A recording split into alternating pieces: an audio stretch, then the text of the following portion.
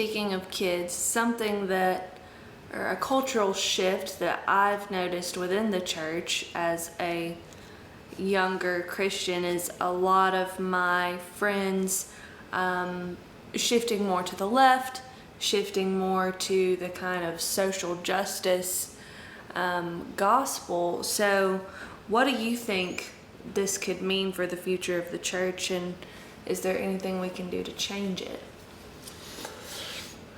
This is a big question. It's a multifaceted answer, I would say.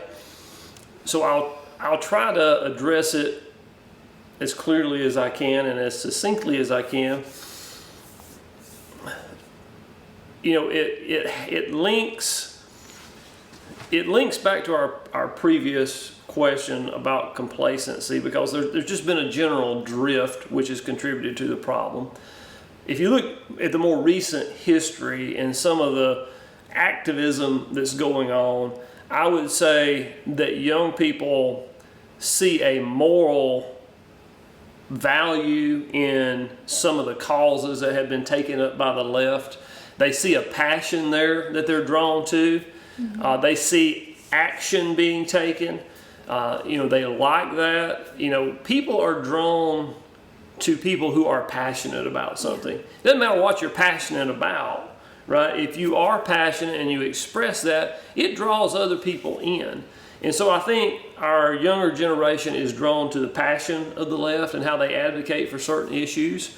I think more the conservative right, if you will, and I really hate using that term in this context because I really want to think more in spiritual terms, but the spiritual conservatives, I will say, oftentimes are not very active. We lack action.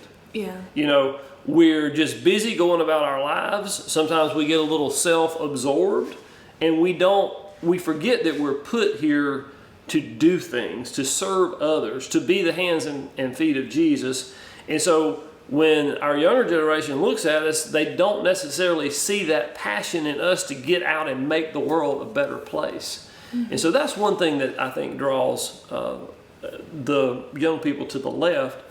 I think the left also is much more ideological than us, which can be a dangerous thing in that they tend to oversimplify the world and kind of divide the world in halves. You hear a lot today about oppression and oppressors. And when you take a stance like that, and I'm just pulling that out of one issue that we could talk about, but it serves well for this example.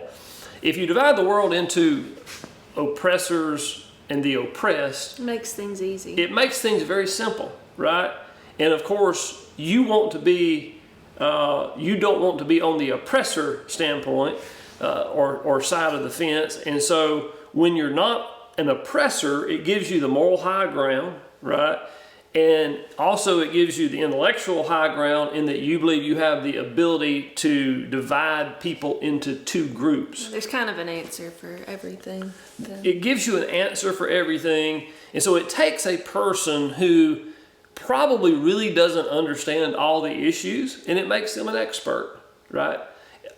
It simplifies it to the point that everybody can be an expert.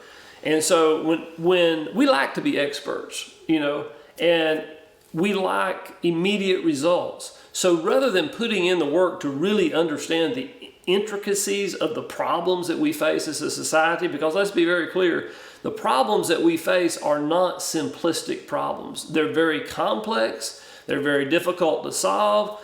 They're not going to be easy solutions. But when we oversimplify them and make them easy, then it makes experts out of people. They feel good about themselves.